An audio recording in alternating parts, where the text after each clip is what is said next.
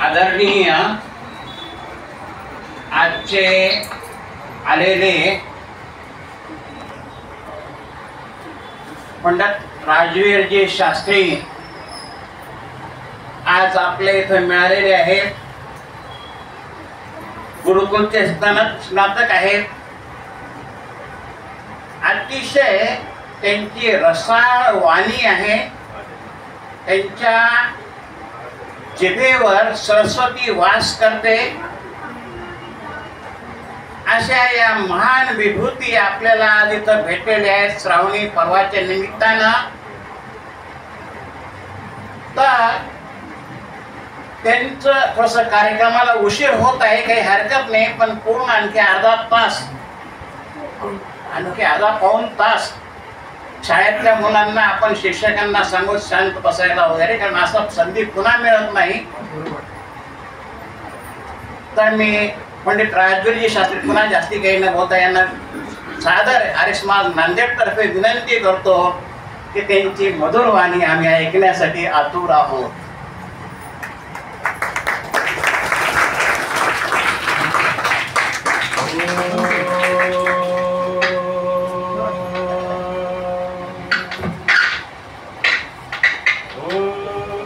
विश्वानिदेव सवितर दुरितानि परासुव यद्भद्रं तन्नासुव. ओम स्वस्ति मातरं पितॄणास्तु स्वस्ति गोभ्यो जगते पुरुषेभ्य विश्वं सुखं सुविदत्रमस्तु. योगी वज्रसेन ओम शांति शांति शांति. आर्य जगताचे सुप्रसिद्ध भजनोपदेशक पंडित जितेंद्रदेवजी आणि सोबत आलेले तबला वादक पंडित सूरजजी आर्य, त्याचबरोबर नांदेड आर्य समाजाचे सर्वच पदाधिकारीगण, उपस्थित भद्रपुरुष आणि मातृशक्ती. आताच आपल्या भजनाच्या माध्यमातून ईश्वराविषयी बरंच काही गुणगान किंवा परमात्मा काय करतो त्याची महिमा जी आहे त्यांनी उपदेशाच्या माध्यमातून, गीताच्या माध्यमातून प्रस्तुत केली. एकंदरीत परमात्मा हा निश्चितच गूढ आहे. अजूनही ते गूढ उकलणं जरा अवघड होऊन जातं बऱ्याच तर ते उकलताही येत नाही. आपण भाग्यवान आहोत की आपल्यावर आपल्या महर्षी दयानंदाची कृपा आहे की जेणेकरून आम्ही थोडं बहुत त्या परमात्म्याच्या स्वरूपाला समजू शकतो. नाहीतर मग सगळेच ईश्वरासाठी, त्याला पाहण्यासाठी, त्याचं दर्शन घेण्यासाठी भटकत असताना आपण पाहतो. त्याचं कारण आहे की ईश्वर हा न दिसणारा आहे, तो अदृश्य आहे. तो जो आहे अशरीरी आहे, त्याच्यामुळं तो दिसत नाही. आणि न दिसत नाही म्हणून बरेच असे गट आहे की त्या परमात्म्याला मानणारे सुद्धा नाही, की तो दिसत नाही तर मग मानायचं कसं. पण एखादी गोष्ट असून सुद्धा बऱ्याचशा कारणाने दिसत नाही. त्याची कारणही शास्त्रकारांनी सांगितलेली आहे. सगळ्यात पहिलं कारण आहे की तो अत्यंत निकट आहे, अत्यंत जवळ आहे. आणि अत्यंत जवळ असलेली वस्तू सुद्धा आपल्याला असूनही दिसत नाही. त्याचं उदाहरण दिलं शास्त्रकारांनी की जसं डोळ्यात घातलेलं काजळ आपल्याला दिसत नाही. काजळ सोडा, माझे डोळे मला दिसत नाही. सगळ्या जगाला मी बघतो पण मी माझ्या डोळ्यांना पाहू शकत नाही. का? ते अत्यंत निकट आहे. परमात्मा निकट से भी निकट आहे आणि त्याच्यामुळं तो आपल्याला दिसत नाही. आणि दिसत नाही म्हणून तो नाही म्हणण्याचं काही कारण नाही. त्याच्यानंतर दूर से भी दूर आहे, तो फार दूर आहे. आणि दूरची वस्तू सुद्धा आपल्याला असूनही दिसत नाही. जसं आता आपण इथं बसलोय आर्य समाजमध्ये, आता आपल्याला आपलं घर दिसत नाही. काय म्हणायचं, घर नाही. परंतु माझी जी दृष्टी आहे, त्याचं जे दृष्टिक्षेप जे आहे, कुठपर्यंत मी पाहू शकतो तेवढं, त्याच्या पलीकडची गोष्ट मला नाही पाहता येत. म्हणून असं मानायचं काही कारण नाही की जे दिसत नाही ते नाही. त्याच्यानंतर तिसरं कारण असं सांगितलं की परमात्मा सूक्ष्माती सूक्ष्म आहे. अगदी दुर्बिणीनं सुद्धा पाहता येत नाही असा एवढा तो सूक्ष्म आहे. आणि त्याच्यामुळे तो अतिसूक्ष्म सूक्ष्माती सूक्ष्म असल्यामुळे तो दिसत नाही. म्हणजे न दिसण्याची कारण सांगतो. त्याच्यानंतर पुढचं कारण असं सांगितलं गेलं की इंद्रियाघात, म्हणजे माझ्या इंद्रियामध्ये एखादा म्हणजे काही आजार असेल, दोष असेल, तर मला ती गोष्ट असूनही दिसत नाही. जसं माझे डोळेच नाही, मला मी आंधळा आहे, तर आंधळ्या माणसाला चंद्र कसा दिसणार? म्हणून चंद्र नाही असं मानायचं का? अरे बाबा, तुझे डोळे आंधळे आहेत, तुला दिसत नाही चंद्र म्हणून सगळ्यांनी मानायचं का? नाही, ज्याला डोळे आहेत त्याला दिसतो तो. तर म्हणजे आपल्या इंद्रियात काही दोष असेल तर ती वस्तू आपण पाहू शकत नाही. आता कान बहिरा असेल तर त्याला ऐकायला येणार नाही. म्हणजे इंद्रियाघातामध्ये इंद्रियघात हा एक दोष आहे की त्याच्यामुळं एखादी वस्तू असूनही दिसत नाही. त्याच्यानंतर पुढं दुसरं कारण सांगितलं. पुढचं कारण असं की समजा माणूस एका विचाराच्या तंद्रीत चाललाय, काहीतरी डोक्यामध्ये चाललेले विचार चाललेले आणि तो रस्त्यानं निघालाय. एक मित्र त्याचा भेटला रस्त्यामध्ये आणि त्याला विचारलं, बाबा रे, ते अमुक अमुक पिठाची जी गिरणी आहे ती उघडी आहे का? असं विचार. आता तो तिथून चालत येऊ लागलाय, डोळे उघडे आहेत, सगळं काही ठीक आहे, पण त्याने विचारलं की ती गिरणी जी आहे वाटेमध्ये लागते ती उघडी आहे का? तो म्हणाला, मला माहिती. का? तर त्याचं डोकं ठिकाणावर नाही, कुठल्या तरी विचारामध्ये दंड आहे. आणि त्याच्यामुळे हे डोळे उघडे असून सुद्धा दुकान कुठलं उघडं आहे का बंद आहे, किंवा कोण आलं कोण गेलं काही त्याला माहिती नाही. हेही एक कारण आहे की असूनही आपल्याला दिसत नाही. त्याच्यानंतर पुढचं असं कारण सांगितलं गेलं की दिवसा आकाशामध्ये तारे दिसत नाही. दिसतात का? नाही. मग दिवसा आकाशामध्ये तारेच नसतात का? का कुठे गेलेले असतात बाहेर? असतातच, परंतु ते दिवसा दिसत नाही. कारण काय? तर सूर्याचा प्रकाश एवढा प्रखर असतो की त्या प्रकाशाच्या पुढं त्या ताऱ्यांचा प्रकाश नगण्य असतो, फिका पडतो, त्याला तिरस्कार म्हणतात. तर सूर्याच्या प्रकाशानं ते तारे तिरस्कृत झालेले असतात आणि त्याच्यामुळे ते तारे आकाशात असूनही आपल्याला दिवसा दिसत नाही. हे त्याचं असूनही न दिसण्याचं ते कारण. अजून पुढचं एक कारण सांगितलं की दुधामध्ये पाणी मिसळलं. 1 लिटर दुधामध्ये 200 ग्रॅम पाणी मिसळलं तर ते पाणी दिसतं का? नाही. का? तर त्या पाण्यानं दुधाचा रंग आत्मसात केलेला आहे आणि त्याच्यामुळं दुधामध्ये पाणी असूनही या डोळ्याला पाणी म्हणजे त्याच्यामधलं पाणी दिसत नाही. म्हणून दुधात पाणी नाही असं म्हणायचं काही कारण. तर असे अनेक प्रकारांना एखादी वस्तू असूनही माणसाला दिसत नाही. आणि दिसत नाही म्हणून त्याला मग मानायचं कसं, हा एक मोठा प्रश्न येतो.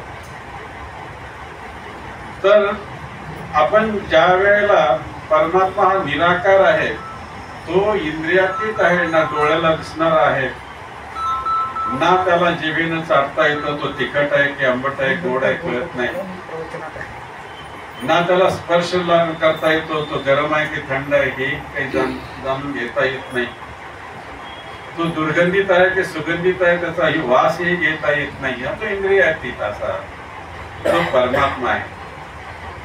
आणि असं असलं तरीही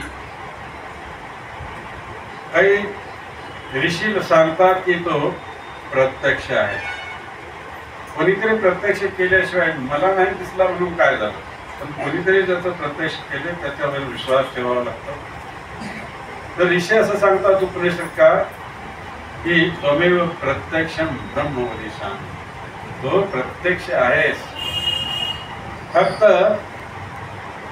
त्याला बघण्याची जी कला आहे किंवा त्याचे बघण्याचं जे साधन आहे किंवा कसं बघावं हे जोपर्यंत आपल्याला माहिती होत नाही तोपर्यंत आपल्याला ते दिसत नाही.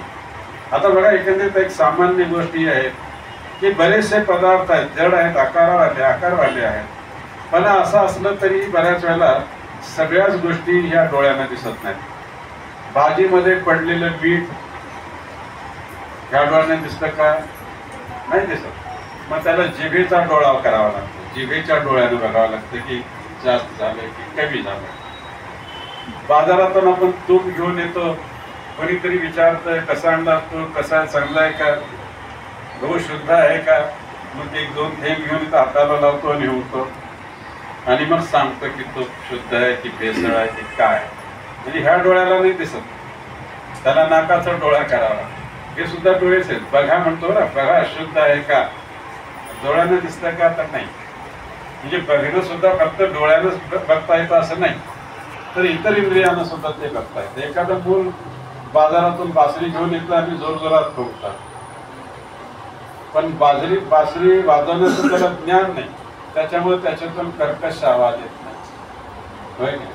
मग ते कर्कश वाजवू लागले की मधुर वाजवू लागले हे कसं ओळखायचं आपण? तर ते कानाचा डोळा करावा लागतो, कानानं बघावं लागतं ते कसा वाजवतो. हवा थंड चालली की गरम चालली विचारणं चक्षुनं बघावं लागतं, डोळ्यानं नाही दिसत.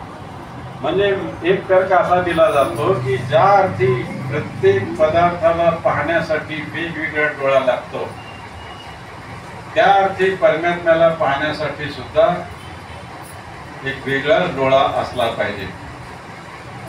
आणि तो डोळा जोपर्यंत आपल्याकडे नाही तोपर्यंत परमात्म्याचे दर्शन शक्य नाही.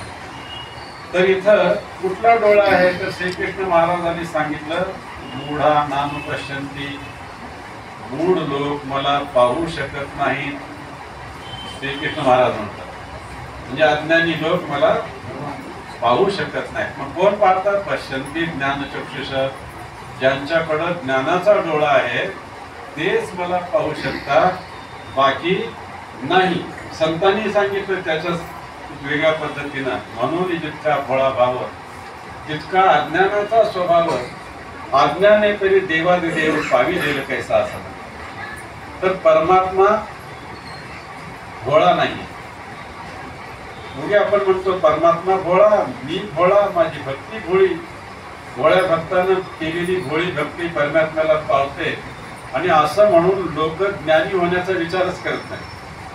बस काय, कशाला वाचायचं, कशाला काय करायचं, भोळ्या भावनेनं परमात्म्याला पूजलं की झालं का. तर तसं नाहीये. परमात्मा सर्वज्ञ आहे, त्याच्या एवढा ज्ञानी दुसरा कोणी नाहीये. आणि त्या परमात्म्याला पाहायचं असेल, त्याचे दर्शन करायचे असतील तर भक्ताला सुद्धा ज्ञानी होणं गरजेचं आहे. भक्ती ही आयऱ्यागऱ्याचे क्षेत्र नाही आहे. मी नेहमी सांगत असतो, ज्ञान जे आहे सगळ्याच कामासाठी ज्ञानाची गरज असते. सगळ्या क्षेत्रामध्ये कुठलं असं क्षेत्र नाही की तिथं ज्ञानाची गरज नाही. साधं एखाद्या 8-10 वर्षाच्या मुलीला जर स्वयंपाक करायला सांगितलं, जर स्वयंपाक करेल का? तिला शिकवावं लागतं. शिकविल्याशिवाय स्वयंपाक तिला येत. एवढंच काय, झाडू मार म्हटलं कधी नाही तिला, तर झाडू कसा भरावा हे सुद्धा सांगावं लागतं. आणि कचरा दरवाजाकडून खोलीकडे न्यावा का खोलीतून बाहेर घ्यावा हे सुद्धा सांगावं लागतं. म्हणजे त्याला ज्ञान असल्याशिवाय तो कुठल्याही क्षेत्रामध्ये काम करू शकत नाही. शेती सुद्धा बिना ज्ञानाची होते का? तर तिथेही ज्ञान लागतं. आणि मग भक्ती करताना ज्ञान लागत नाही का? भक्ती करताना सुद्धा त्या क्षेत्रातही ज्ञानाची अत्यंत गरज आहे. श्रीकृष्ण महाराजांनी 4 प्रकारचे भक्त सांगितले, ज्ञानी, अर्थार्थी, आणि जिज्ञासू, असे 3-4 प्रकार सांगितले. आणि पुन्हा पुढच्या श्लोकामध्ये असं म्हटलं की हे 4ही माझे भक्त आहेत. पण सगळ्यात कुठल्या प्रकारचा भक्त मला आवडतो, तर त्यांनी उत्तर दिलं ज्ञानी भक्त मला आवडतो. गुरुजीला कुठला शिष्य आवडतो, जो हुशार आहे. हुशार विद्यार्थ्याला म्हणतो पुढे बस आणि ढगा जा मागे मागच्या लाईनमध्ये बस. तर इथं ईश्वराचे दर्शन करायचे असतील तर ज्ञानाच्या चक्षुलाच त्याला पाहावं लागतं. आणि बघा एक मंत्र येतो, विष्णू कर्मानी पश्यत येतो व्रतानी पश्पशे इंद्रश्य युज्य सखा. जसं आता जितेंद्रजींनी सांगितलं की त्याच्याशी मैत्री केली पाहिजे. तर तो कोणाची मैत्री करतो, एक तर तो सगळ्याचाच मित्र आहे, पण आपण त्याचे मित्र आहोत का नाही हे बघायचं असतं. तर या ठिकाणी वेदामध्ये सांगितलं विष्णू कर्मानी पश्यत. तिथे विष्णू पश्यत म्हटलं नाही, म्हणजे विष्णूला पहा असं सरळ सरळ म्हटलं, कारण विष्णू न दिसणार आहे. मग विष्णू न दिसणार आहे पण त्याचं दिसतं काय, तर कर्म दिसतात, त्याचा स्वभाव दिसतो, त्याचे गुण दिसतात. आणि म्हणून तिथं म्हटलं त्या परमात्म्याच्या गुण कर्म स्वभावाला पहा आणि त्याचे जे नियम आहेत, त्याची कार्यव्यवस्था आहे, जी काही व्यवस्था आहे त्याला जरा बारीकीनं बघ. आणि ते जे नियम आहे, त्याचं जे व्रत आहे, त्याचे गुण कर्म स्वभाव आहे, तू ते तुझ्या जीवनात धारण कर. म्हणजे तो तुझा योग्य सखा. इंद्र आत्म्याला म्हटलेला आहे, इंद्र परमात्मा आहे. तर तो परमात्मा तुझ्या आत्म्याचा योग्य सखा, सखा खास खास मित्र बनतो असं. तर ही पाहण्याची दृष्टी त्याच्यामध्ये आली तर त्याला ते पाहता येतं. तर इथं सोपं करून सांगेन मी, म्हणजे कसं बघावं, म्हणजे कसं न बघता सुद्धा परमात्म्याचं अस्तित्व किंवा त्याचं जे स्वरूप आहे ते आपल्याला जाणता येतं. जसं महर्षी दयानंदांनी दुसऱ्या नियमामध्ये लिहून ठेवले. मी थोडस एक गोष्टीच्या रूपामध्ये मी सांगू इच्छितो की एकदा एक कुंभार आपल्या मित्राकडे गेला. गावच्या पलीकडे दुसऱ्या गावामध्ये त्याचं घर होतं. गाढवावर बसून गेला. मित्राशी काय चर्चा, काय काम होतं ते केलं, चहा पाणी घेतलं आणि तो पुन्हा परत जायला निघाला. आता ते गाढव जे सोडलं होतं, गाढवावर बसून आला होता, सोडलं होतं मोकळं आणि इथं गप्पा मारत टाकला होता. ते गाढव चलत चलत गेलं कुठे. आता पुन्हा याला परत जायचं होतं. गाढवाची शोधाशोध केली, गाढव काही मिळत नाही. तो हुडकू लागला, कोण आलं. रस्त्यात भेटला की त्याला विचारायचं काय हो तुम्ही कुणीकडून आला, इकडे माझं गाढव दिसलं का. तो लोक म्हणाले नाही. पण एक 3 माणसं त्याला भेटली. त्याने विचारलं तुम्ही गाढव पाहिलात का इकडं. तर त्यातल्या एकानं म्हटलं काय हो तुमचं गाढव एका पायना लंगडा आहे का. हो म्हणला, माझ्याच गाढवाबद्दल सांगतात, लवकर सांगा कुठे, आणि दुसरीकडे जाईल बोले बोले परत. त्याला आणि पुन्हा हुडकावं लागेल, सांगा माझंच गाढव आहे का पायनं लंगडा आहे. त्यावर तो म्हणाला अहो मी तुमचं गाढव बघितलं. दुसरा म्हणाला काय हो तुमच्या गाढवाचा एक डोळा आंधळा आहे का, म्हणजे बंद आहे का, एका डोळ्याला दिसत नाही का. हो म्हणाला, हो बरोबर, अगदी माझ्याच गाढवाबद्दल तुम्ही सांगता, माझं गाढव एका डोळ्यानं आंधळ सुद्धा आहे. सांगा लवकर कुठे गेलं. तो दुसरा म्हणाला मी बघितलं. तिसऱ्याला विचारलं तुमच्या गाढवाच्या पाठीवर काय पोतं वगैरे काही बांधलं होतं का. तो म्हणाला हो बांधलं होतं पोतं. सांगा लवकर, तुम्ही माझ्याच गाढवाबद्दल सांगतात, सांगा लवकर नंतर आणखी कुठेतरी निघून जाईल. तो तिसराही म्हणाला बाबा रे मी तुझं गाढव बघितलं. आता ह्याला संशय आला नाही, काय खोटं, सगळे लक्षणं माझ्या गाढवाचे सांगू लागले. आणि गाढव कुठे आहे म्हणलं की म्हणतात की आम्ही बघितलं नाही. सरपंचाकडे गेले प्रकरण. सरपंचाला सांगितलं सरपंच साहेब हे काहीतरी गडबड करताय. सरपंचाने विचारलं काय रे बाबा काय भानगड आहे. तर त्या तिघाने सांगितलं की सरपंच साहेब खरोखरच आम्ही याच्या गाढवाला बघितलं नाही हो. आम्ही चालत येताना त्या गाढवाचे ठसे, पायाचे ठसे त्या मातीवर उमटले होते. त्याच्यावरून आम्ही म्हणालो की तुझं गाढव एका पायानं लंगडा आहे का, 3च पायाचे ठसे होते, एकाच उमटलाच नव्हता. म्हणून आम्ही त्याला म्हणालो हा म्हणाला वास्तविक आम्ही बघितला नाही. त्याच्यानंतर दुसरा म्हणाला की दोन्ही रस्त्याच्या दोन्ही कडेला खराळी होती. आता एक कहाणी आहे बरं का. नाहीतर एका डोळ्याने दोन्हीकडले दिसते, पण संपवण्यासाठी खाल्ली की त्याने एकाच बाजूचं हराळी खाल्ली होती, दुसरी बाजू तशीच सोडली होती. आणि म्हणून आम्ही विचारलं की कदाचित त्याचं गाढव एका डोळ्यानं आंधळ असावं. त्याला विचारलं तर तो म्हणाला, हो माझंच गाढवाबद्दल तुम्ही सांगता. तिसरा म्हणाला की एके ठिकाणी गवतावर त्या गाढवानं लोळी घेतली होती आणि त्या गवताला त्या पोत्याचे जे धागे आहेत ते असे ठिटकलेले होते आणि त्याच्यावर आम्ही त्याला विचारलं की मग तुझ्या गाढवाच्या पाठीवर काही पोतं वगैरे काही बांधलं होतं का. तो हा म्हणाला, पण सरपंच साहेब आम्ही प्रत्यक्षात गाढव ही कहाणी आहे. तर याच्यावरून म्हणजे हे लक्षणं बघून ते गाढव कसं होतं ते सांगता येतं, होय की नाही. अगदी तसंच परमात्म्याच्या कर्माला पाहून, त्याच्या गुण कर्म स्वभावाला पाहून सुद्धा तो परमात्मा कसा आहे हे आपल्या लक्षात येतं. तर हे फक्त आपल्याला तेवढा म्हणजे सूक्ष्म दृष्टी पाहिजे एवढंच आहे त्याच्यामध्ये. तर परमात्म्याला ते विश्वकच गोष्टी सांगू लागलं मी. एकदा एक माणूस असाच प्रवचनाला गेला होता आणि मग प्रवचनकार सांगत होते की परमात्मा हा सर्वज्ञ आहे, विज्ञानाचा म्हणजे ज्ञानियांचा ज्ञानी आहे, वैज्ञानिकांचा वैज्ञानिक आहे. त्याने अगदी बुद्धिपूर्वक ही सगळी सृष्टीची रचना केलेली आहे. तो वैज्ञानिक आहे, किती व्यवस्थित सगळी रचना केलेली आहे. या रचनेमध्ये या सृष्टीच्या कुठंच काही कमतरता नाही आहे, अगदी ती परफेक्ट परिपूर्ण अशी ती रचना आहे. पण त्या एक अनाडी शेतकरी माणूस त्याला काही पटच नाही. म्हणजे कसं काय ईश्वर वैज्ञानिकाचा वैज्ञानिक आहे, ज्ञानाचा ज्ञानी आहे आणि कुठली रचना त्यांनी अशी नीट केली म्हणाला. आणि त्याच्या डोक्यात आलं की त्याच्या डोक्यात एकच होता, शेतकरी होता. तो म्हणाला की एक साधी गोष्ट परमात्म्याला कळत नाही. छोट्या झाडाला छोटी फळं लावावीत, मोठ्या झाडाला मोठी फळं लावावीत. पण हा परमात्मा बोराच्या झाडाला एवढी लहानशी बोरं लावतो. चिंचचं झाड किती मोठं असतं, चिंच छोट्या छोट्याशा असतात. आंब्याचे झाड एवढे एवढे आंबे असतात. आणि हे जे कलिंगड आहेत, खरबूज आहेत, मोठमोठे भोपळे आहेत, हे किती मोठे मोठे असतात. आणि हे भोपळे वगैरे कशाला लागतात तर विहिरीला. त्या विहिरीला बिचारीला आपल्या पायावर उभा टाकता येत नाही, स्वतःला धड उभा टाकता येत नाही. आणि त्या विहिरीला फळं म्हणजे एवढी अशी मोठी मोठी फळं. शहाणा माणूस असता तर त्याला छोटे छोटे फळं लावलं असतात, मोठ्या झाडांना मोठी फळं दिला असतात.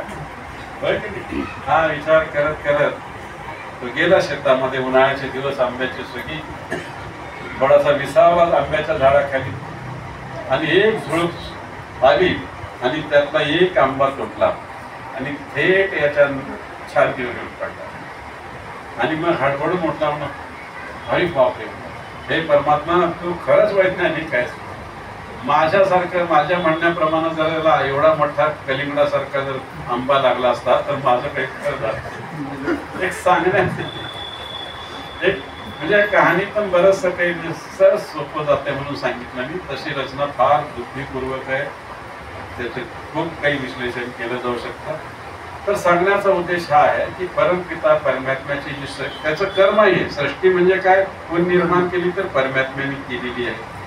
त्याचं एक कर्म आहे. जसं यांनी सांगितले की तावेल कोण बनवलं, कोणीतरी बनवल्याशिवाय बनत नाही, सगळ्या गोष्टी त्याच्यामध्ये. तर जसं आता परमात्म्याचं जाऊ द्या, आत्म्याबद्दल सुद्धा आत्मा आपला दिसतो का, दिसतो का, दिसत नाही. परंतु आहे की नाही, मानतो की नाही. कशावरून मानतोय, शरीराला पाहून दिसतो. शरीराची हालचाल होत असेल, श्वासोश्वास चालत असेल, ह्या सगळ्या गोष्टी होत असतील तर म्हणायचं याच्यामध्ये आत्मा आहे. आणि सगळंच बंद पडलं, श्वासही चालत नाही, नाडी चालत नाही, काहीच चालत नाही की म्हणायचं याच्यात आत्मा नाही. बरं एवढंच कळतं का शरीराला पाहून आत्मा आहे की नाही, एवढंच कळतं का, त्याच्यापेक्षा जास्त कळतं. एखादा माणूस दुष्टात्मा आहे की पुण्यात्मा आहे, धर्मात्मा आहे, हे कळतं की नाही, कळतं की नाही. आत्मा तर दिसत नाही, पण हा पुण्यात्मा आहे, हा दुष्टात्मा आहे, हा पापात्मा आहे असं म्हणतो की नाही, धर्मात्मा आहे. कशावरून कळतं, त्याच्या हालचालीवरून, त्याच्या व्यवहारावरून, बोलण्यावरून, सगळ्या ह्या गोष्टीवरून त्या न दिसणारा तो आत्मा, त्याच्या शरीरात असलेला न दिसणारा आत्मा सुद्धा तो कसा आहे हे सुद्धा ओळखता येतं. तसं परमात्म्याच्या या सृष्टीला पाहून, त्याच्या कर्माला पाहून ओळखता येतं की परमात्मा खरोखरच कसा सर्वज्ञ आहे, कसा सर्वशक्तिमान आहे. परमात्मा, अजून एक तर्क सांगून मी थांबेल, वेळ कमी असल्यामुळं, परमात्मा जो आहे तो न दिसणारा आहे आणि त्याला न दिसणारच असणं गरजेचं आहे. आता आत्मा आणि शरीर दोन्ही दिसू लागले तर काय होईल? थोडंसं आत्माही दिसू लागला आणि शरीरही दिसू लागला असं होईल का? तसं परमात्माही दिसू लागला आणि सृष्टी दिसू लागली असं नाही म्हणून. एक तर्क तुम्हाला देतो मी की एक वस्तू न दिसणारी पाहिजे तेव्हा एखाद्या वस्तूचं अस्तित्व आपल्याला लक्षात येतं. म्हणजे दिसणाऱ्या वस्तूसाठी न दिसणारी वस्तू असायला हवी, ते त्याचा आधार आहे. आता एक आरशाचं उदाहरण मी तुम्हाला देईन की आरसा असतो, आपण त्याच्यामध्ये चेहरा पाहतो, तर त्या आरशाचा जे काच असते त्या काचेच्या पाठीमागे लावलेला जो लेप असतो तो दिसत नाही. दिसत नाही म्हणून चेहरा दिसतो, बरोबर. आणि तो जर लेप जर मागचा दिसू लागला तर आपला चेहरा पाहणं कठीण होऊन जातं. म्हणून दिसणाऱ्याचं अस्तित्व हे न दिसणाऱ्यावर आहे, बरं का. परमात्मा दिसू लागला तर मग हे बाकीचं सगळं दिसायचं बंद होतं.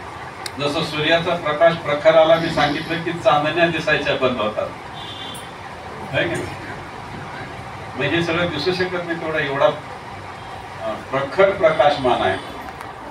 आणि त्याच्यामुळे त्याला न दिसणार, तो न दिसणारा आहे म्हणूनच ही सगळी सृष्टी दिसते, ही रचना दिसते आपल्याला. अजून एक गोष्ट आहे की परमात्मा जो आहे तो कसा आहे, तो स्थिर आहे. तो इकडे तिकडे कुठेही जात येत नाही, कारण तो सर्व व्यापक आहे. थोडीशी जागा अशी नाही किंवा या ठिकाणी परमात्मा नाही, मोकळी जागा इथे काही नाही परमात्म्याचं अस्तित्व असं नाही. तो लबालब भरलेला आहे, चौकड ओतप्रोत आहे, होऊन उरलेला आहे, बरं का. बऱ्याच वेळेला परमात्म्याच्यासाठी शेष शब्दाचा प्रयोग होतो. काही जण म्हणतात की ही पृथ्वी कशावर टिकलेली आहे, तर शेषावर टिकली आहे असं म्हणतात. आणि मग लोकांना शेष या शब्दाचा अर्थ न कळल्यामुळं एक लौकिक अर्थ घेतात. शेष म्हणजे नाग, सापाच्या फड्यावर ही पृथ्वी टेकलेली आहे असं म्हणतात, होय की नाही. परंतु इथं शेष शब्द आहे जो सगळ्यांना होऊन उरतो. शेष म्हणजे शिल्लक, 5 मधून 2 गेले किती शिल्लक राहिले म्हटल्यासारखे. परमात्मा सगळीकडे होईपणा शिल्लक असतो म्हणून त्याला शेष म्हणतात. आणि त्या परमात्म्याच्याच आधारावर ही संपूर्ण सृष्टी, पृथ्वी सहित संपूर्ण सृष्टी जी आहे ती सगळी त्याच्यावर आधारलेली आहे म्हणून त्याला शेष म्हणतात. तर इथं परमात्मा कुठे जात येत नाही, तो अवतार कधी घेत नाही, इकडे तिकडे कोणी जात नाही, तो स्थिर आहे. आणि तो स्थिर असल्यामुळंच ही सृष्टी जी आहे ती गतिमान आहे. म्हणजे गतिमान पदार्थासाठी एक गती न करणारा म्हणजे स्थिर असणारी एखादी गोष्ट असायला पाहिजे. स्थिरतेच्या आधारावरच दुसरा गती करतो, हा एक सिद्धांत आहे. म्हणजे आता उदाहरण असं मी देईन की रेल्वेचे रूळ आहेत. रेल्वेचे रूळ गतिमान आहेत का? नाही. आणि ते गतिमान नाहीत म्हणून रेल्वे पळते. रेल्वे पळू लागली आणि रूळही पळू लागले असं होईल का कधी? एकाला स्थिर राहावं लागतं तेव्हा दुसऱ्याला पळता येतं. जातं असतं पिठाचं, 2 जाते असतात, दोन्हीच्या दोन्ही फिरत नाही. हे स्थिर राहतं म्हणून दुसरं फिरतं. तसं परमात्मा हा स्थिर आहे म्हणून हे सगळं जग जे सृष्टी जी आहे ती गतिमान आहे, चलायमान आहे. म्हणजे रात्र आणि दिवस होतात, ऋतू वेगवेगळे येतात जातात, ह्या सगळ्या ज्या गोष्टी आहेत हे सगळे परमात्मा स्थिर आहे म्हणून आहे. तर इथं म्हणजे बघण्याची म्हणजे काय म्हणतो मी तुम्हाला, चक्षुबद्दल बोलू लागलो, ज्ञान चक्षुष.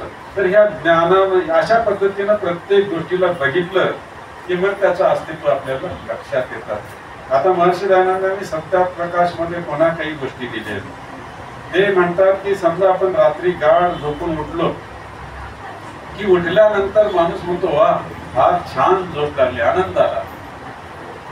तर हे कसं काय त्याला आलं? कारण झोपला असा होता की त्याला काही भान नव्हतं, त्याचं त्यालाच खबर नव्हती, मेल्यासारखा पडला होता. त्याचे हात कोणीकडे आहेत, पाय कोणीकडे आहेत, अंगावर पांघरून आहे की नाही, डासच चावले काय आणि काय झाले काय, त्याला त्याची काहीच खबर नाही. म्हणजे संपूर्णपणे या शरीराचे जे इंद्रिय आहेत त्यांच्याशी त्याचा संपर्क तुटलेला आहे आणि तो त्या वेळेला परमात्म्याच्या सानिध्यात आहे, तो तिथंच आहे. परंतु हे फक्त झोपेमध्ये आहे. त्याचं जे सानिध्य आहे परमात्म्याचं त्याच्या झोपेमधलं ते सानिध्य आहे. म्हणून ज्यावेळेला तो उठतो त्यावेळेला ती अनुभूती येते की हा आनंद आला झोपण्यात. तर ही आनंदाची अनुभूती परमात्म्याच्या सानिध्यात असल्यामुळे असते. आता हे झोपेतली अनुभूती आहे आणि जागेपणाच्या अनुभूती समाधीमध्ये माणसाला मिळते. त्याच्याबद्दल एक उदाहरण सत्यव्रत सिद्धांतालंकाराने दिलं की कहाणी मी सांगेन की सत्यव्रत सिद्धांतालंकार एकदा रेल्वेमध्ये बसून प्रवास करीत होते आणि त्यांच्या समोरच्याच बाकावर किंवा त्याच्यावर महात्मा गांधी बसले होते. परंतु या सत्यव्रतजींना हा महात्मा गांधी आहे हे माहिती नव्हतं. असेल कोणीतरी माणूस प्रवासी आहे, कोणीतरी असेल, काय त्याच्याशी देणं घेणं म्हणून तो ते त्याच्याशी काही ओळख काढली नाही आणि त्यांनी ह्याला विचारलं की नाही. परंतु एका रेल्वे स्टेशनवर ज्याला गाडी थांबली त्यावेळेला हजारो लोक महात्मा गांधींना घ्यायला त्यांच्या स्वागतासाठी आले आणि मग त्यांना कळालं अरे आपल्या समोर बसलेला माणूस दुसरा तिसरा म्हणून महात्मा गांधी होते. अरे अगोदरच कळालं असतं तर गप्पा मारल्या असत्या घंटाभर, ओळख करून घेतली असते, होय की नाही. ते झोपेतली अनुभूती म्हणजे अज्ञानामधली अनुभूती तरी ही सुद्धा आनंद देऊन जाते. अरे जवळून बघितलं मी महात्मा गांधीला, होय की नाही, ही वेगळी अनुभूती. पण ती झोपेतली अगोदरच कळालं असतं तर आणखी आनंद आला असता. तर हे सांगण्याचा उद्देश की झोपेमधला जो आनंद आहे तो परमात्म्याच्या निव्वळ सानिध्यात आहे. त्याचा शरीराच्या इंद्रियाशी संबंध तुटलेला असतो म्हणून तो असतो. किंवा परमात्मा ज्यावेळेला आपण वाईट काम करतो त्यावेळेला भय लज्जा संकोच उत्पन्न करतो. तर ही भय लज्जा संकोच जी आहे ही सुद्धा परमात्म्याच्या वतीनं येते. हे सुद्धा आपण ओळखून घेतलं पाहिजे. अशा अनेक गोष्टी त्यांनी सांगितलेल्या आहेत. तर या ठिकाणी म्हणजे परमात्मा हा प्रत्यक्ष आहे बरं का, न दिसणारा असला तरी ज्ञानी लोकांच्यासाठी तो प्रत्यक्ष आहे. प्रत्येक गोष्टीला पाहून त्या रचनाकाराचा तो अंदाज घेऊ शकतो आणि म्हणून ही दिव्य दृष्टी जी आहे ही दिव्य दृष्टी माणसाला स्वाध्यायानं प्राप्त होते. म्हणून स्वाध्यायना प्रमदः असं स्वामीजींनी सांगितलं. आणि त्याच कुणाचा स्वाध्याय तर वेदाचा स्वाध्याय करावं. आणि म्हणून वेद सब सत्य विद्याओं का पुस्तक है, वेद का पढ़ना पढ़ाना सुनना सुनाना सब आयु का परम धर्म है. हे एवढ्यासाठीच म्हटलेलं आहे. स्वाध्याय योग संपत्त्या परमात्मा प्रकाशते असं एक वाक्य आहे दर्शनशास्त्रामध्ये. तर स्वाध्यायपूर्वक योग आणि योगपूर्वक स्वाध्याय केला तर परमात्म्याचा प्रकाश पडतो आणि मग तो प्रकाश आपल्या मस्तिष्कात पडला की प्रत्येक गोष्ट आपल्याला मग तिथं त्या वस्तूमध्ये परमात्म्याचं अस्तित्व दिसायला लागतं. डोळ्यातील बाहुली माझी मिठाई झाली. कुणालाही बघितलं तर हे परमात्मा हे तूच मला दिसतोस. ही दिव्य दृष्टी वेदाच्या स्वाध्यायानं माणसाला प्राप्त होते. आणि म्हणून हा वेद प्रचार सप्ताहाचं आयोजन आर्य समाज दरवर्षी करतो. आणि वेद आणि वेदानुकूल ग्रंथांचा स्वाध्याय हा नित्य करावा यावर आर्य समाज बळ देतं. आणि आपण त्यांच्या अनुयायी आहोत आणि आपण वेदाचा प्रचार प्रसार तर करायचाच आहे, स्वतःही स्वाध्याय करायचं आहे.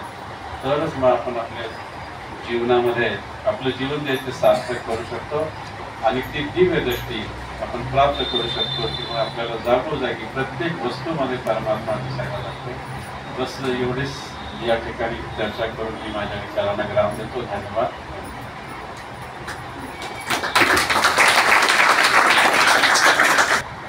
हे सर्व सन्माननीय पदाधिकारी आणि सदस्य आर्य समाजचे उपस्थित आहेत. पण आज विशेष म्हणजे गुरुकुल मार्फते भाजन्ना आश गुरुकुल ब्रह्म विद्यालय म्हणजे कामारेड्डी अध्यक्ष स्वामी ब्रह्मानंद सरस्वतीचे शिष्य आहेत. तुम्ही ऐकले स्वामी ब्रह्मानंदजी ते एक दिवसासाठी आले होते. त्यांचे शिष्य आहेत. त्यांचं तर अशा या दिव्य प्रसंगी, अशा शुभ प्रसंगी आपल्या कार्यामध्ये सम्मिलित झाल्याबद्दल मी त्यांचं ओमला माझं सरांना विनंती करते की त्यांनी त्यांचा हार घालून आर्य समाज नांदेडतर्फे स्वागत करावे.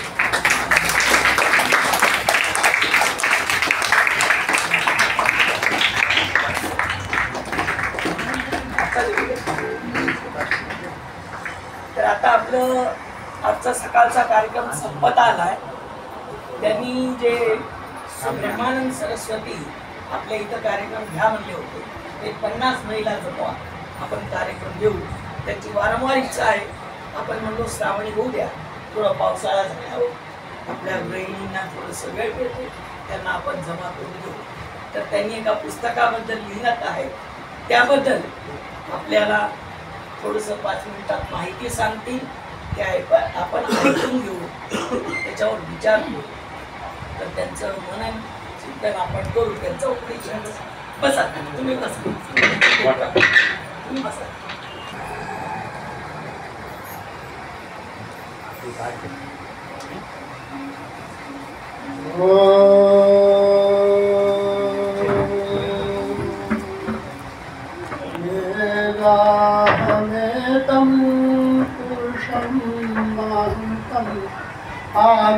आदित्यवर्णं तमसः त्वमेव विदित्वा मृत्युमेति नान्या पन्था विद्यते.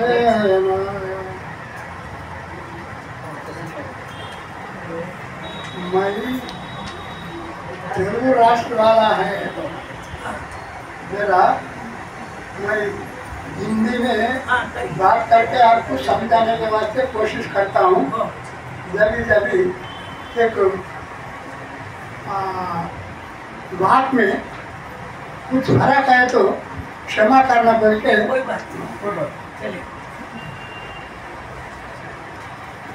ऐसा है, आपका नांदेड़ आर्य समाज वालों का माता को और पितरों को मैं धन्यवाद करता हूँ.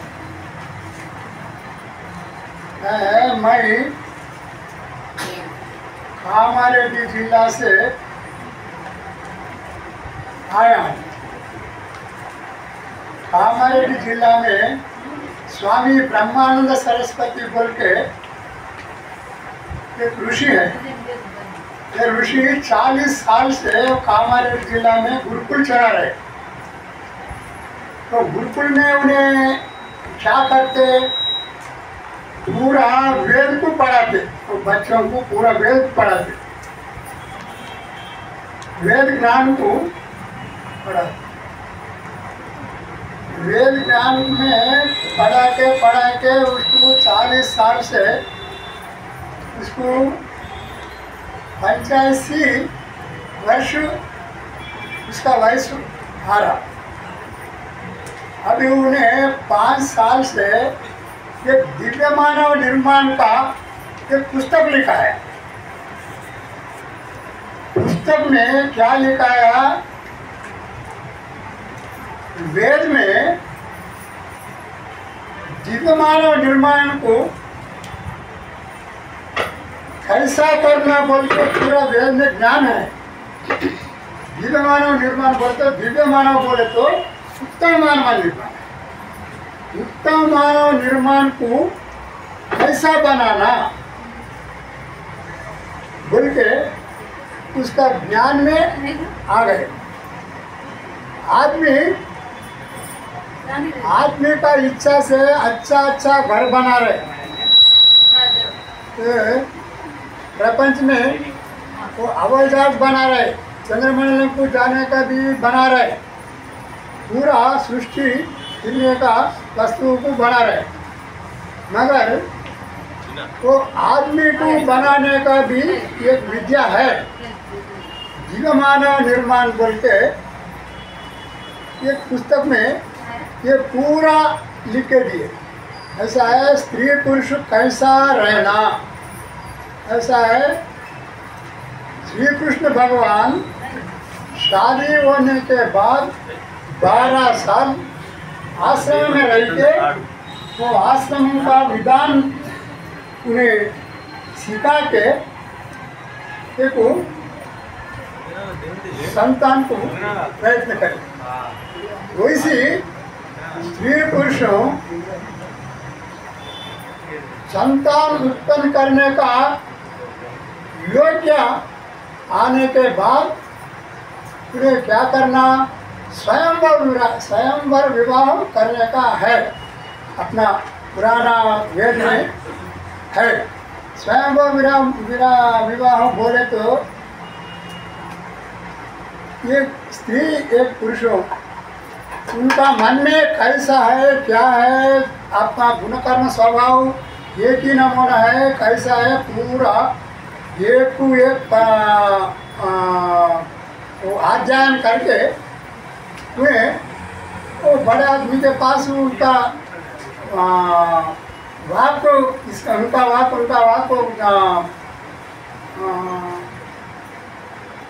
चला के मेरे को इनसे विवाह करने का मन में है बोल के स्त्री बोलना, इनसे विवाह करने बोल के मेरा मन में है बोल के उसका बड़े लोगों को बोले तो बड़े लोगों उसका विवाह करने का निश्चय करते। तो निश्चय करने के बाद विवाह करने का निश्चय होने के बाद विवाह होने के बाद उन्हें उसका शरीर कैसा है, उसका शरीर क्या है, वो पढ़ने में पढ़ाने में ज़रा बलहीन रहता। वो विवाह होने के बाद वो शरीर को अच्छा होने का चीज़ क्या है, उसको वो चीज़ को लेके उसका शरीर को अच्छा बना के कोई रुग्मत नहीं रहने का जैसा शरीर को बनाना, स्त्री पुरुष ऐसा शरीर को बना के जब तो क्या करना, शरीर को बनाने के बाद शरीर बनाने का बोले तो 1 साल रहता, 1 साल रखता है। 1 साल में पूरा शरीर अच्छा होने के बाद तो संतान का वास्ते प्रयत्न करना, संतान के वास्ते प्रयत्न करने का टाइम में उन्हें कैसा करना, क्या करना बोल के उसमें लिखा है। क्या खाना, कैसा मन में आना, वो शरीर स्त्री गर्भवती होने के बाद उसको मन में कैसा रखना, उनमें उसका मन में आपको बड़ा लोगों को जन्म देने वाला है, महापुरुषों को जन्म देने वाला है बोल के उसका मन ऊंचा में रहने का जैसा एक उसका माता पिता वो सब उसको ऐसा बोलने का, उसको किसी का कारण वो घर में ऐसा है वैसा है बोल के कुछ भी नहीं होने का जैसा देखे तो ऐसा अच्छा होता बोल के इसमें पूरा लिखने का है। वो पूरा लिखने का है। वो पुस्तक ऐसा है, स्वामी जी तो 25-30 भाषा में उसको अनुवाद करके पूरा देश में इतर देश में भी भेजने का उसका इरादा है। तो पुस्तक के वास्ते आप पुस्तक को अब कितने दिन में तो 4-5 महीने में पुस्तक पूरा 2000 पुस्तक लिख के पूरा भाषा में अनुवाद करके तो उधर उधर बेचने का है। मैं अभी क्या सोच रहे हैं, वो पुस्तक को लिख रहे थोड़ा प्रिंटिंग कर रहा है और ये 2000 पुस्तक प्रिंटिंग करने के बाद नरेंद्र मोदी प्रधानमंत्री से वो पुस्तक को आविष्कार करके पूरा 25 भाषा में प्रिंटिंग करने के वास्ते रामदेव बाबा का गुरु है उन्हें। रामदेव बाबा उसके पास आके 6 महीने रख के योग विद्या सिखा के जा रहे। वो रामदेव बाबा का गुरु है। रामदेव बाबा से भी उसको पुस्तक को प्रिंटिंग करने के वास्ते उनका इरादा है। अपन जो है अपना महाराष्ट्र में या नांदेड़ में आर्य समाज है। मेरे को ये शिवाजी बोल के मेरा गुरुकुल से वो 15-20 साल से संबंध है वो स्वामी जी का। वो संबंध से इधर नांदेड़ में आर्य समाज वालों से मैं बात करके आया। वो पुस्तक पूरा उसको बता के उसका चरित्र बोलने का है आरम्भ बोल के मैं इधर आया। वो पुस्तक को देखे, उसका करपत्र भी है। करपत्र में सूक्ष्म से सूक्ष्म ये है। वो पुस्तक को देख के आप वो करपत्र को देख के वो पुस्तक के वास्ते भगवान आपको अच्छा ज्ञान दे के ये पुस्तक के वास्ते बहुत विचार करके बोल के मैं आशा कर रहा हूँ भगवान की तरफ।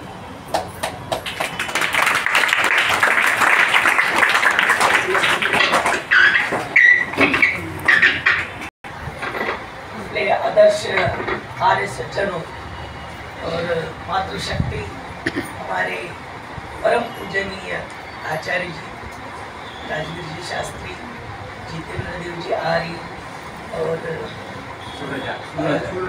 सुरजा जो आए हैं, उस कारण से अपन सब जमी। और अभी जो बोले उन्होंने अपने कामा रेड्डी से आए से ब्रह्मानंद रेड्डी बोलते, ब्रह्मानंद सरस्वती आर्ष विद्यालय है। मैंने एक वहाँ पर योग किया था, मैं और हमारे भाग्य साथी यहाँ से हम गए थे। स्वामी जी को अच्छी तरह, वो 2 बार गए, मैं 1 बार। वो अच्छी तरह जानते, उनका कार्य को भी जानते। बड़े ही बड़े तेजस्वी ओजस्वी, आज 85-87 साल के हो गए तो भी बिंदास बात करते हैं। और हर वेदों का तो पूरा प्रकांड पंडित है। उनकी हम तुलना नहीं कर सकते। तो उनकी इच्छा है कि यहाँ एक 50-100 महिला जमा करो। मैं एक दिन आऊँ, महिलाओं को निर्माता को बोलते जिजाऊ न जसं शिवाजीला करो। तो माता निर्माता बहुत है, तो उस माता को दिव्य ज्ञान देने के लिए ये किताब आ रही। अभी वो ना बोले कि संतान अच्छी, आप हर चीज में जा रहे, अपन गगनयान कर रहे, ये कर रहे, ऊपर जा रहे, साइंटिस्ट हो गए, एक्सपोर्ट हो गया, सभी हो रहा, पर अच्छे इंसान नहीं बनते, जो समाज के लिए बहुत जरूरी है। इस समाज में सुरक्षितता अगर लाना है, शांति अगर लाना है, तो हमारी संतान अच्छी होना चाहिए, निर्भीक, बलवान, ज्ञानवान और थोड़ा बहुत धार्मिक अपना वेद विद्यालय जानने वाले हो। तो ऐसी निर्मित आप माताओं के हाथ में है, आप कैसे करेंगे वो स्वामी जी की वो दिल से इरादा है। परमात्मा उनको जरूर यश मिलेगा। अभी बोले रामदेव जी के गुरु है, वो पहले भी आए थे नांदेड़ यहाँ पर, मुझे पता नहीं है समाज में अपन लाए नहीं लाए, मगर हमारे कुरुड़े जी के वहाँ से 2 बार रुके थे और हम खुद तो वहाँ उनके सानिध्य में रोज एक बार व्याख्यान सुना करते थे। अतिशय सुंदर मधुर, उनको हिंदी भी बहुत अच्छी आती है, वो तेलुगु को व्याख्यान देते और उन्होंने काफ़ी महिलाओं को उधर निर्माण किया, संस्कार करने का, ये करने का। इतनी सारी महिलाएं आई थी उनका पास, ज़्यादा से ज़्यादा निजामाबाद का हमारी जो है लोकल, तो निजामाबाद के बहुत महिलाओं को मानते हैं, उनका कोई प्रोग्राम नहीं छोड़ते। तो इसी तरह अपने को अच्छा ज्ञान मिलना, अपने समाज की दृष्टि से इस हिंदू समाज को जैसा ब्रह्मचर्य करके उन्होंने बताया, स्वयं विवाह हो, पुनः कर्म स्वभाव जुड़ना चाहिए। बच्ची का और बच्चे का जब पुनः कर्म स्वभाव जुड़ गया तो उन्होंने विचार करके अच्छी संतति उत्पत्ति करे, ये उनकी सद्भावना है। जरूर अपन उनको सहकार्य करेंगे।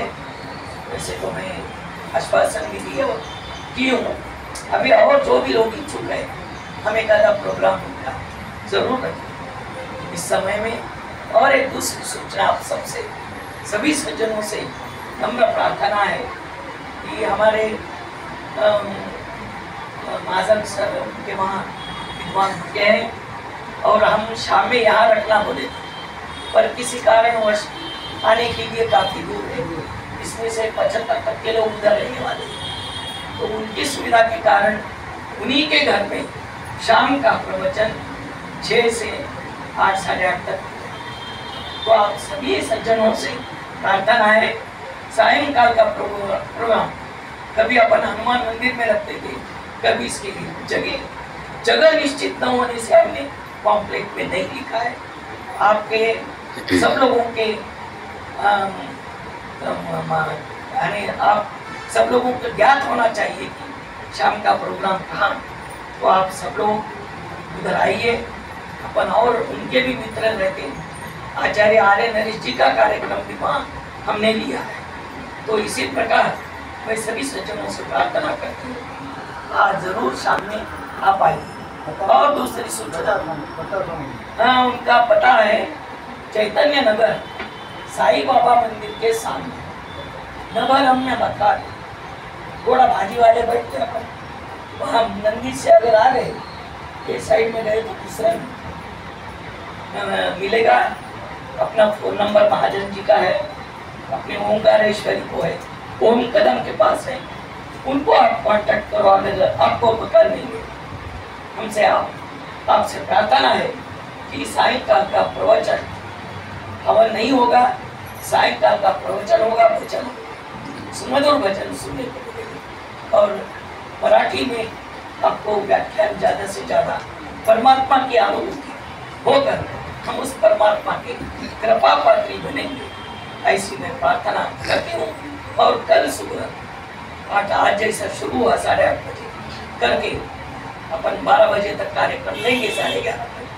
11:30 के बाद यहाँ थोड़ा नाश्ता देंगे आप सबको।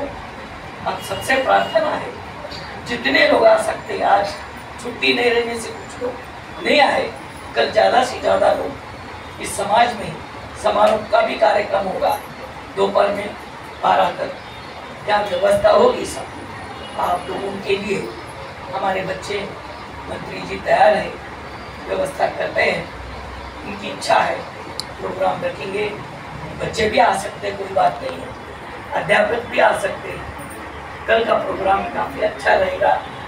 आज तो हुआ ही है, आप परमात्मा को किस दृष्टि से देखें उन्होंने बताया। केवल ज्ञान के द्वारा अपन परमात्मा को पहचान सकते, उस ज्ञान पाने के लिए आज समाज से दूसरा कोई स्थिति नहीं। तो आप सब लोग आए, हमारे इस कार्यक्रम में आनंद लिया, हमें भी बड़ी दिल से अच्छा लगा। आप कष्ट उठा के दूर दूर से आके, तो इसका मैं आपके आज समाज नांदेड़ और मेरे तरफ से मैं आप सब लोगों को धन्यवाद देती हूँ। आप सबकी प्रार्थना हमें मंजूर है, उस परमात्मा की कृपा आप केळीचा आणि प्रसादाचा वाटप होईल तेव्हा जायचं, त्याच्याशिवाय जायचं।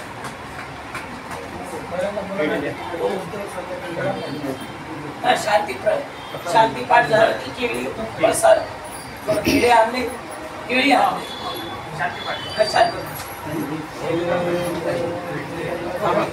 बोला।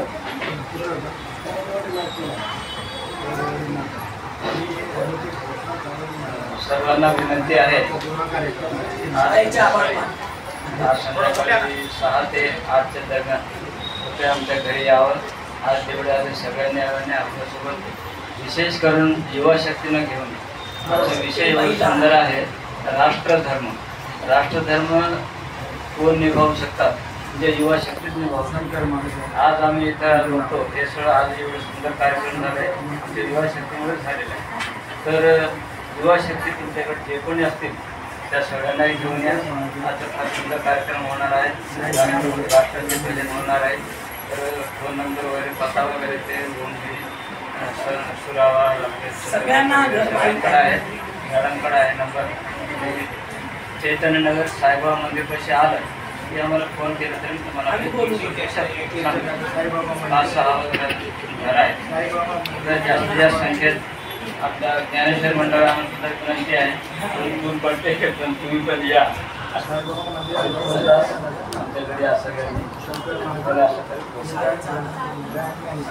आणि विशेष म्हणजे शाळेचे शिक्षक आणि ते विद्यार्थी अत्यंत शांत चित्रांच्या बसून ऐकले. शाळेच्या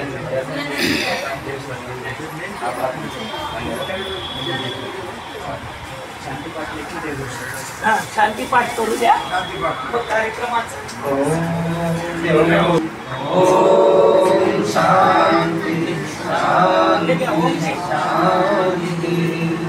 जो बोले सो अभय। महर्षि देव दयानंद महाराज की, गुरुवार ब्रजानंद महाराज की, योगीराज श्री कृष्ण महाराज की, मर्यादा पुरुषोत्तम रामचंद्र जी की, भारत माता की, भारत माता की, गौ माता का, गौ माता का, वेद की ज्योति, ओम का झंडा, आर समाज, आर समाज, वंदे वंदे सत्य सनातन वैदिक धर्म की